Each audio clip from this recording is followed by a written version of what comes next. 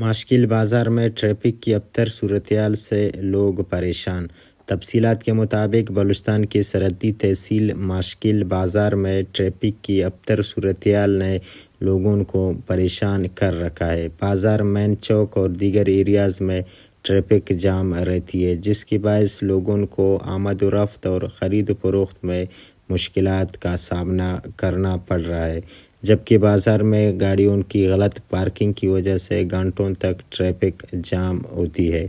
بازار میں ہر وقت ٹریفک جام ہونے کی وجہ سے لوگوں کو مشکلات کا سامنا ہے۔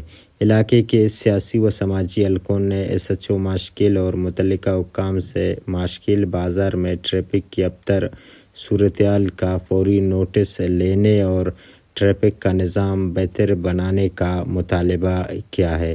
رپورٹنگ اور کیمرہ ٹیم کے ساتھ نصیر کھبدانی، وش نیوز، ماشکل۔